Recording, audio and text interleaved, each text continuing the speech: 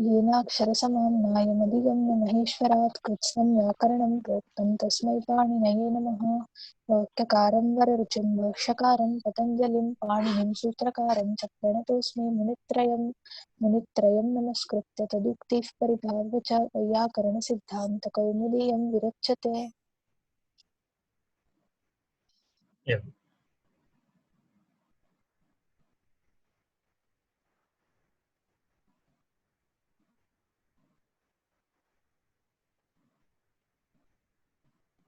एक निमेषः। वयं कियत्पर्यन्तम् उक्तवन्तः? कठचरकाल्लुक् प्रचलति। इदानीमेव अहं वर्गं समाप्य इदानीमेव जस्ट् समाप्तं मम वर्गः। एवम् एवं। कविता जोशी अस्ति अत्र?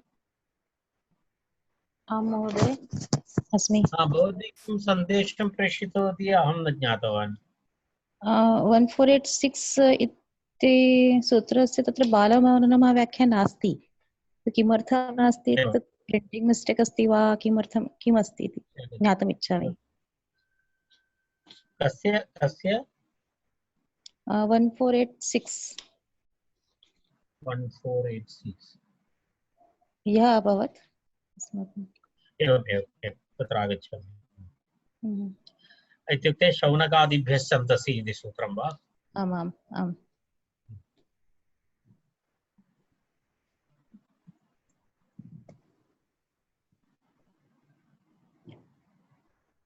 वस्तुतः तत्र सर्वे सूत्राणि सन्ति न, सर्वाणि सूत्राणि तत्र सन्ति बालमनोरमायां। किम एकवाक्येन एकशब्देन, किन्तु अत्र किमपि नास्ति। कदाचित् न भवति एवं, तत्र सर्वदा भवितव्यम् इति नास्ति। तदेव ज्ञातुमिच्छामि। कुत्रचित् यदि अत्यन्त सरलः विषयः भवति चेत् व्याख्यायाः आवश्यकता नास्ति इति कृत्वा तत्र व्याख्या न भवति। सम्यक्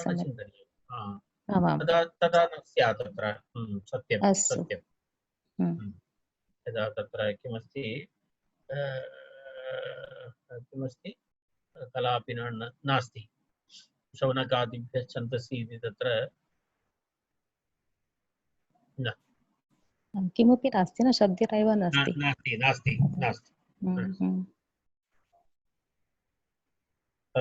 अग्रे गच्छामः।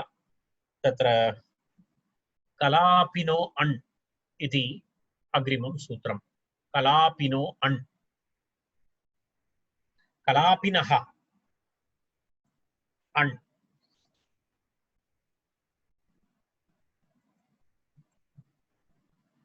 कलापिनः अण् इति द्विपदं सूत्रं। कलापिनः अण् इति द्विपदं सूत्रं। तेन प्रोक्तम् इत्यर्थे, तेन प्रोक्तम् इत्यर्थे, तेन प्रोक्तम् इत्यर्थे प्रयुज्यते।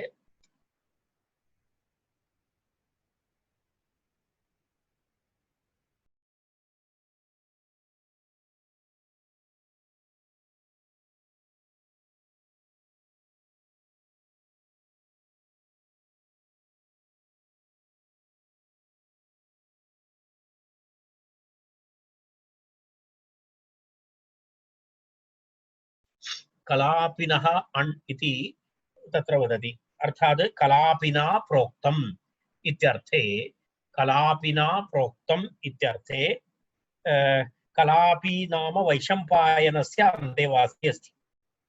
कलापिन् इति वैशम्पायनस्य अन्तेवासी अस्ति। कलापिना वैशम्पायनस्य अन्तेवासी अस्ति इति कृत्वा तत्र निनि इति प्रत्ययः भवति। निनि प्रत्ययः भवति। तर्हि निनि प्रत्ययः भवति चेत् किं भवति? तत्र निनि प्रत्ययः भवति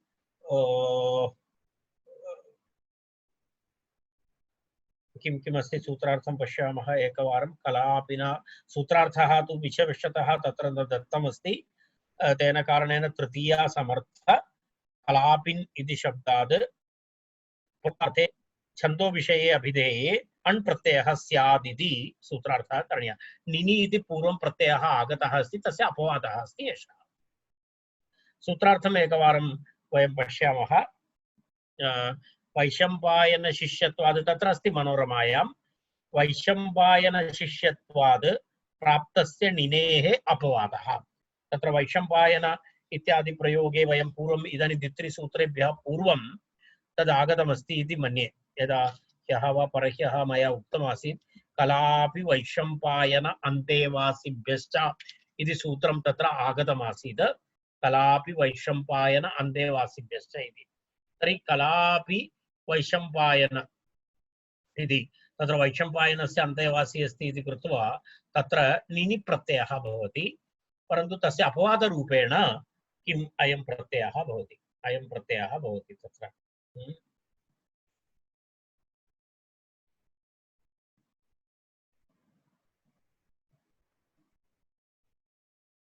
कलापिना प्रोक्तम् अधीयते, कलापि तेन प्रोक्तम् अधीयते इत्यर्थे तत्र किं भवति?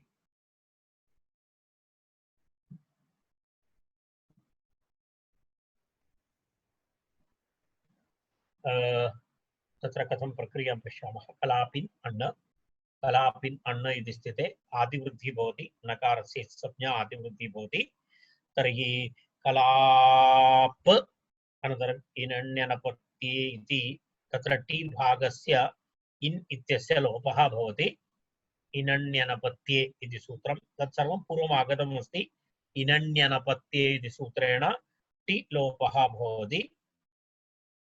पुनः तत्र द्वित्रिविषयाः सन्ति तत्र वस्तुतः।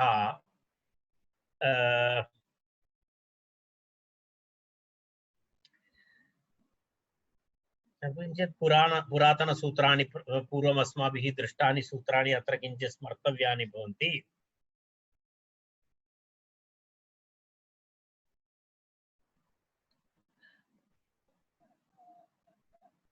इनण्यनपत्ये इति सूत्रेण तत्र किं भवितुमर्हति? इन् इति तत्र टी भागस्य लोपः भवितुमर्हति कलापिन् इत्यस्य। तस्य पुनः न एवं तथा नास्ति, उल्टा अस्ति किञ्चित्।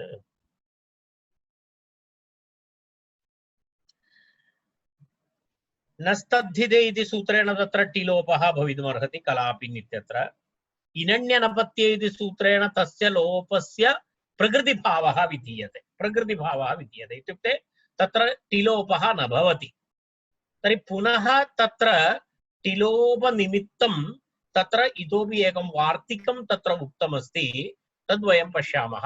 तत्र किं वार्तिकमस्ति? तत्र एक सब्रह्मचारी इति तत्र इदानीं यद् दृश्यते तत्र भवतां पुस्तके, नान्तस्य टिलोपे सब्रह्मचारी पीठसर्पि कलापि कौधुमि तैतिलिजा जलिलाङ्गलि शिलालिक शिखण्डि सूकर सत्मसुपर्वणाम् उपसङ्ख्यानम् इति एकं दीर्घं वार्तिकं तत्र अस्ति। तद् वार्तिकम् एकवारं पश्यतु। सब्रह्मचारिन् पीठसर्पिन् कलापिन् कौधुमिन् तैत्तिलिन् जाजलिन् लाङ्गलिन् शिलालिन् शिखण्डिन् सूकरसत्मन् सुपर्वन् एते शब्दाः तत्र सन्ति। एते शब्दाः तत्र सन्ति। एके शब्दाः बहु विचित्राः शब्दाः, किञ्चित् द्रष्टव्यम्, अन्यथा तद् वयं पदच्छेदं कर्तुं न शक्नुमः। तेन कारणेन यदि शक्नोति चेत् लिखित्वैव स्थापयतु इति मम कथनम्। के शब्दाः सन्ति तत्र? सब्रह्मचारिन् पीठसर्पिन् कलापिन् कौधुमिन् तैतिलिन् जाजलिन् लाङ्गलिन्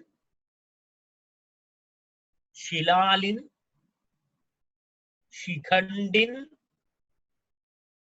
सूकरसत्मन् सुपर्वन् सुपर्वन् एते शब्दाः तत्र सन्ति। सब्रह्मचारी पीठ सर्पि कलापि कौधुमि तैतिलि जाजलि लांगलि शिलालि शिखंडी सूकर सूकर शिखंडी पुनः सूकर सत्म सुपर्वणाम् उपसंख्यानम् इति वार्तिकमस्ति। दीर्घं वार्तिकं तत्र किमस्ति इति उपसंख्यानात् टिलोपः एतेषां शब्दानां टिलोपः भवति इति उपसंख्यानं करणीयम् इति वार्तिककारः। एतेषां शब्दानां वस्तुतः इनन्यनपत्ये इति सूत्रेण तत्र किं भवितुमर्हति प्रकृतिभावः भवितुमर्हति।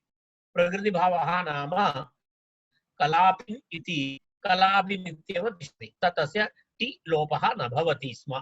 परन्तु एतेन वार्तिकेन अत्र कलापिन् इति शब्दः अस्ति इति कृत्वा अत्र टि लोपः भवति। टेः लोपः ते इत्युक्ते अन्तिम इन् कलापिन् इत्यस्य इन् इति भागस्य लोपः भवति। इन् इति भागस्य लोपः भवति।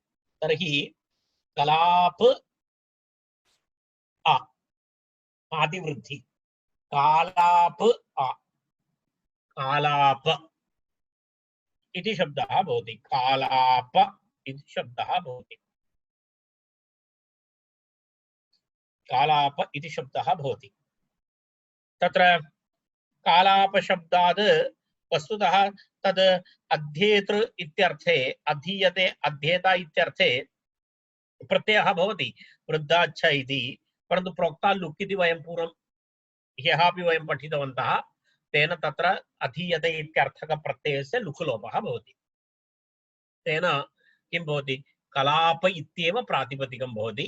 कलापाः इति बहुवचने कलापाः इति इत्युक्ते कलापिना प्रोक्तम् अधीयते इत्यर्थे कलापाः इति। कलापिन् नाम ऋषि तेन यत्किमपि प्रोक्तम् उक्तं तद् यः अध्ययनं करोति अथवा ये अध्ययनं कुर्वन्ति ते किं कालापाः इति तेषां नाम कालापाः इति। तत्र एवमस्ति नान्तस्य टिलोपे नान्तस्य इति टिलोपे इति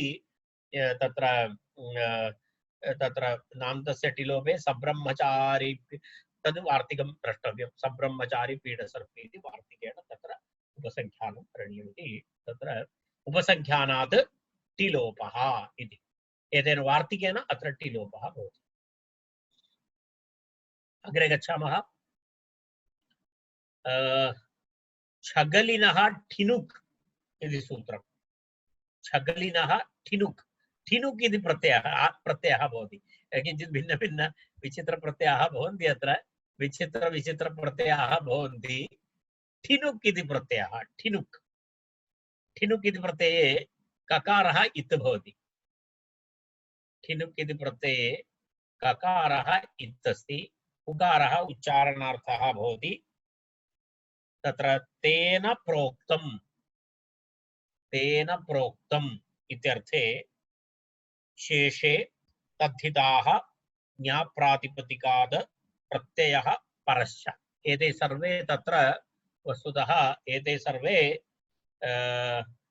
सर्वे तत्र अधिकाराः। एते सर्वे अधिकाराः।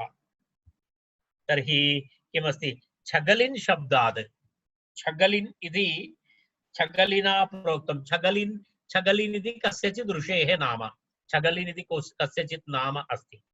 छगलिन् इति तस्य नाम। तेन यदुक्तं प्रोक्तं छगलिना प्रोक्तम् अधीयते। छगलिना प्रोक्तम् अधीयते इत्यर्थे छागलेयिनः इति रूपं भवति। छागलेयिनः छगलिना प्रोक्तम् अधीयते। मनोरमायां किमपि अस्ति वा इति पश्यामः। छगलिनो ढिनुक् पश्यतु। छगलिन् शब्दात्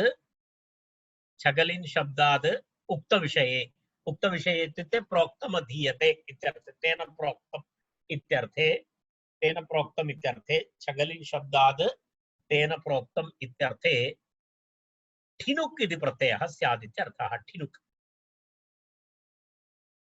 एषा छगली अपि छगली अपि कराप्य अन्तेवासित्वात् तत्रापि निनि प्रत्ययस्य अपवादः।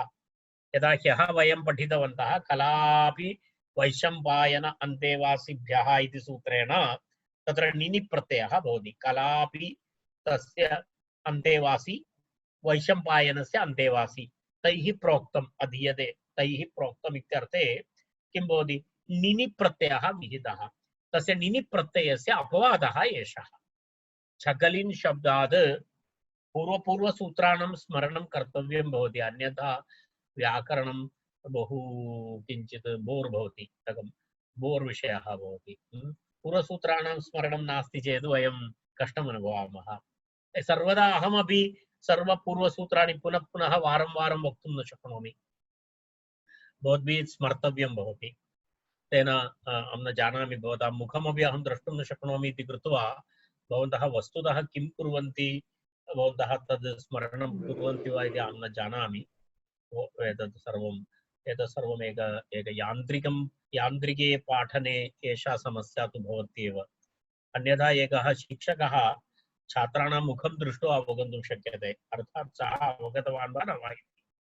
अहं यन्त्रं दृष्ट्वा अवगन्तुं न शक्नोमि। मम केवलं स्थालीपुलाकन्यायेन अहं निरञ्जनस्य मुखं पश्यामि, सिम्रन् मुखं पश्यामि। तद् स्थालीपुलाकन्यायेन तद् दृष्ट्वा अहम् अग्रे अग्रे गच्छन् अस्मि। इदानीम् अन्येषाम् अहं न जानामि। अहं यदा वयं स्थालीपुलाकन्यायं तु भवन्तः जानन्ति। स्थालीपुलाकन्याये यदा एकम् ओदनं स्वीकृत्य पक्वं वा न वा इति दृष्ट्वा पूर्णं समूहम् ओदनां तण्डुलानां समूहः पक्वः वा इति अवगम्यते। तद्वदहं स्थालीपुलाकन्यायेन कुर्वन् अस्मि, परन्तु शिक्षणे स्थालीपुलाकन्यायः न प्रवर्तते। अहं जानामि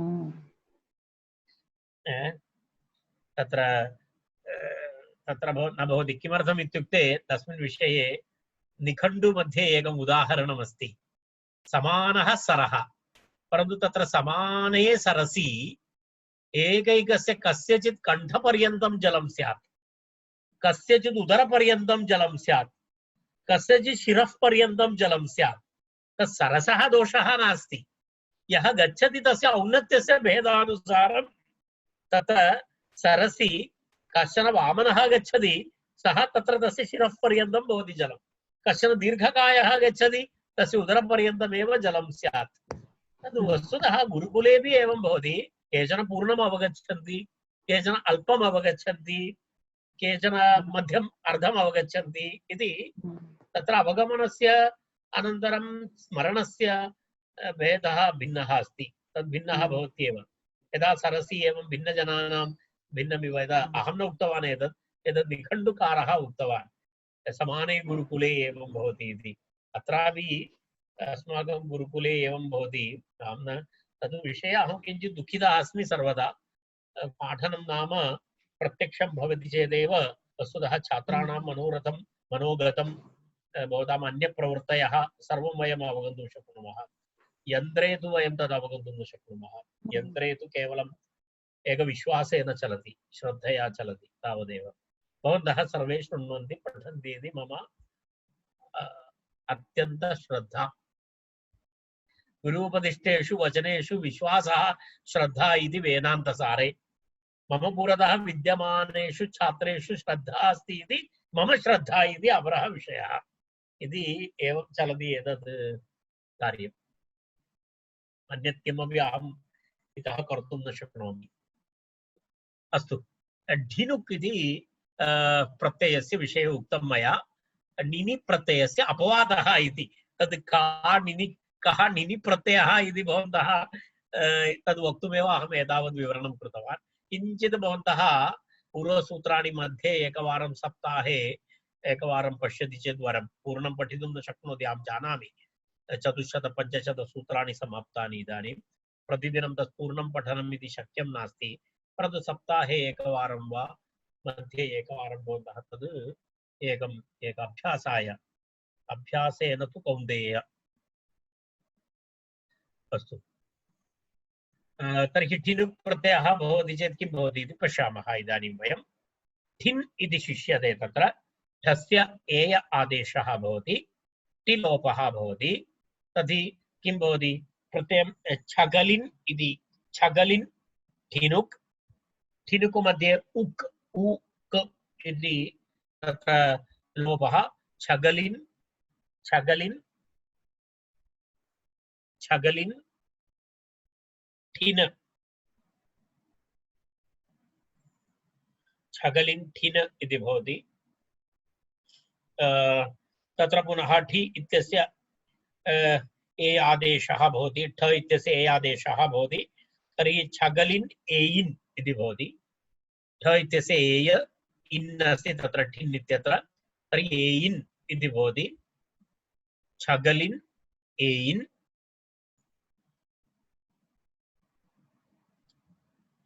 टिलोपः न स्तद्धिते तर्हि छगल एयिन् छगल एयिन् इति भवति आदिवृद्धि किति च इति सूत्रेण आदिवृद्धि तर्हि छागल एयिन् छागल एयिन् छागलेयिन् इति तत्र छागलेयिन् इति शब्दः भवति छागलेयिन् इति तत्र प्रातिपदिकं भवति इति छगलिना प्रोक्तम् इदानीं प्रोक्तम् अधीयते इत्यर्थे अण् प्रत्ययः भवति पुनः परन्तु तस्य अण् प्रत्ययस्य लुक् लोपः भवति तेन कारणेन किं भवति छागलेयिन इत्येव रूपं भवति छागलेयिन् छागलेयिनौ छागलेयिनः इति बहुवचनं छागलेयिनः इति प्रथमा बहुवचने छागलेयिनः इति रूपं भवति छागलेयिनः इति रूपम्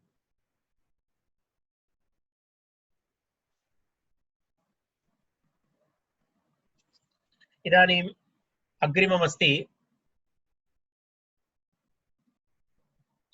पाराशर्यशिलालिभ्यां भिक्षुनटसूत्रयोः इति पाराशर्यशिलालिभ्यां भिक्षुनटसूत्रयोः इति अग्रिमं सूत्रं निनि प्रत्यय विधायकं सूत्रम् पाराशर्यशिलालिभ्यां पाराशरः पाराशरः पाराशर्य इति कोऽपि अस्ति पाराशर्य पाराशर्यः इति कश्चन ऋषिविशेषः शिलालि इत्यपि कश्चन नटसूत्राणां प्रणेता शिलालि इति नटसूत्राणां प्रणेता अस्ति भिक्षुसूत्राणि नटसूत्राणि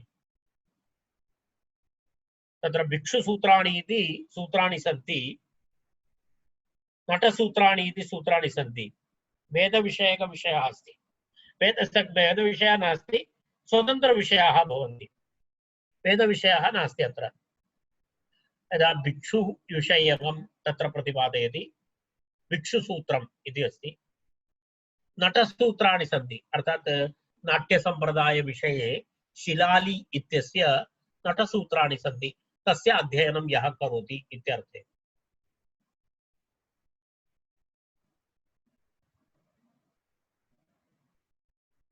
पाराशर्यशिलालिभ्यां भिक्षुनटसूत्रयोः इति निनि अस्तु तर्हि सूत्रार्थः कथं भवति उक्तविषये शिथिशेषः मण्डूकप्लुत्या निनिरेव अनुवर्तते इति भावः अर्थात् तत्र मध्ये कश्चन किञ्चित् सूत्रमस्ति तत्र निनिः इति अनुवृत्तिः नास्ति तर्हि एकं सूत्रं त्यक्त्वा अपरसूत्रं प्रति निनि प्रत्ययः आनीतः तेन मण्डूकप्लुत्या इति निनेः अनुवर्तते इति भावः तर्हि सूत्रार्थं पश्यतु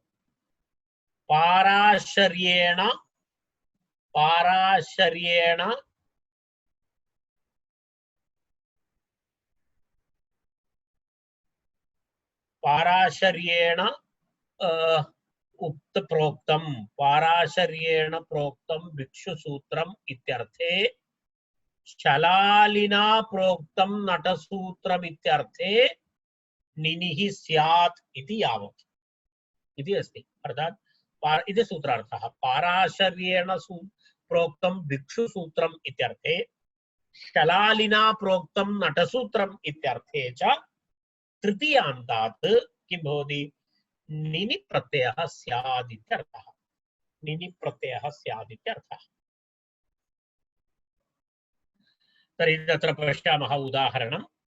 पाराशर्येण प्रोक्तम् इत्यर्थे भिक्षुसूत्रम् अधीयते इति पाराशरिणः भिक्षवः इति। पाराशरिणः भिक्षवः इति। भिक्षवः नाम सन्यासिनः। तदधिकारिकं सूत्रं भिक्षुसूत्रं व्यासप्रणीतं प्रसिद्धं। तद् केन उक्तमस्ति? तदधिकारिकं सूत्रं भिक्षुसूत्रम् इत्युच्यते, व्यासप्रणीतम् इति। पराशर शब्दात् किं भवति? पराशर शब्दात् गर्गादित्वात् गोत्रे यनि पाराशर्यः व्यासः। अत्र पाराशर्य शब्दस्य अर्थः अस्ति व्यासः इति। एतत् सर्वम् अत्र मनोरमायां स्पष्टम् उक्तमस्ति। पश्यतु, पाराशर शब्दात् किं भवति? पाराशर शब्दात् गर्गादिगोत्रत्वात् गोत्रे यनीति पाराशर्यः व्यासः। इह तु अनन्तरापत्ये गोत्रा इति तत्सर्वम् अत्र उक्तमस्ति। भिक्षुसूत्रे निनिः, ततः भिक्षुसूत्रे निनि, ततो अध्येति प्रत्ययस्य छस्य लुकि एवं प्रक्रियां पश्यामः। पाराशर्य इति शब्दः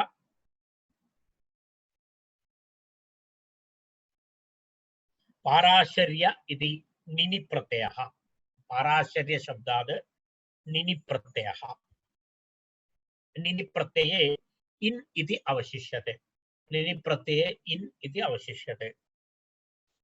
इन्। ततः पुनः